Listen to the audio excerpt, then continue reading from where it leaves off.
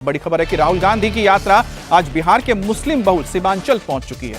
कल राहुल और तेजस्वी मुंगेर में खानका रहमानी मदरसे पहुंचे थे और वहां के सजादा नशीन हजरत मौलाना फैजल वली रहमानी से मुलाकात की थी और आज राहुल गांधी वोटर अधिकार यात्रा को लेकर 45% मुस्लिम आबादी वाले कटिहार पहुंच रहे हैं।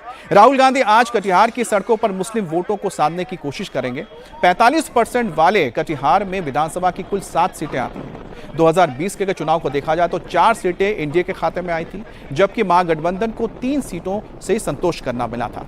तो कटिहार में आप देखिए, कटिहार, कड़वा, बलरामपुर, प्राणपुर, मनहरी, बरारी और कुराहा, ये जो सारी सीटें, इसमें बीजेपी की अगर देखें तो बीजेपी के पास यहां पर 3 सीटें नजर आ रही हैं। जेडीयू के पास यहां पर 1 सीट है, कांग्रेस के पास 2 सीटें हैं और लेफ्ट के खाते में 1 सीट गई है। तो ये लेखा जोखा आप देख रहे हैं, जहां सीमांचल कटिहार में इस वक्त राहुल गांधी पहुंचे हैं।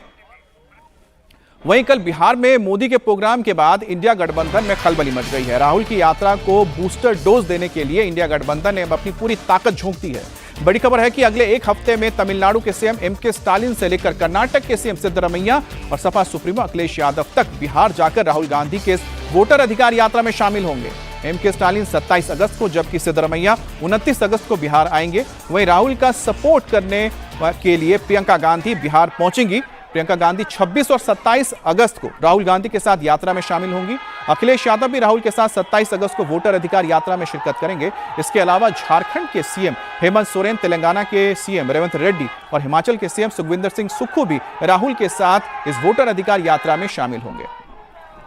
अब बिहार में विधानसभा चुनाव से पहले पीएम मोदी पर किए गए एक आपत्तिजनक कमेंट को लेकर आरजेडी के नेता तेजस्वी यादव टेंशन में आ गए हैं। तेजस्वी यादव के खिलाफ प्रधानमंत्री नरेंद्र मोदी के खिलाफ सोशल मीडिया पर आपत्तिजनक कंटेंट पोस्ट करने को लेकर एक मामला दर्ज किया गया है। तेजस्वी के खिलाफ महाराष्ट्र के गढ़चिरौली में एफआईआर दर्ज हुई है। आरोप है कि उन्होंने प्रधानमंत्री के लिए आपत्तिजनक और अपमानजनक शब्दों का इस्तेमाल किया। इस बीच इस मामले पर तेजस्वी का रिएक्शन सामने आया है। तेजस्वी ने कहा है कि वो एफआईआर से डरते नहीं है। एफआईआर से कौन डरता है? अब बताओ, जुमला बोलना भी अपराध हो गया। तो आपने क्या ऐसी बात कह दी जिसको लेकर इतना महाराष्ट्र में इन लोगों ने किया है? सच बोलने से ये लोग घबराते हैं। आपके समर्थक कहते हैं एफआईआर से डरने वाला नहीं है तेजस्वी यादव। एफआईआर से कौन डरता है? एफआईआर से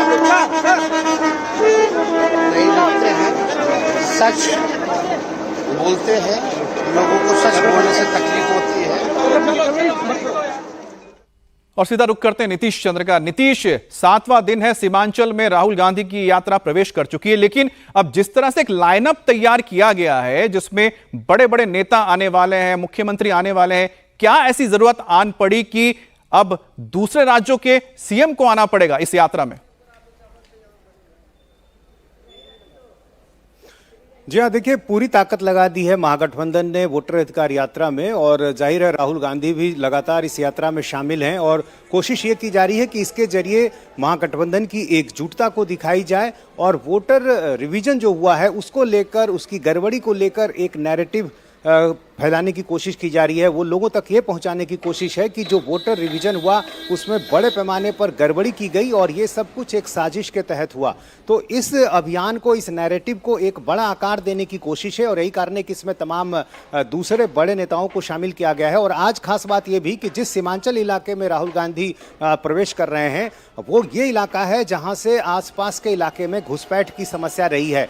और प्रधानमंत्री नरेंद्र मोदी ने कल अपनी सभा में जिस तरह से घुसपैठियों को लेकर जिक्र किया और ये कहा कि हम उनको, बिहार के लोगों का हक लेने नहीं देंगे, वोटर लिस्ट में उनके रहने का कोई औचित्य नहीं है, तो ऐसी स्थिति में आज राहुल गांधी उस इलाके में क्या कुछ कहते हैं, वोटर रिवीजन के मामले में जो घुसपैठियों का जो एंगल है उसको लेकर क्या कुछ कहते हैं, ये देखना दिलचस्प होगा।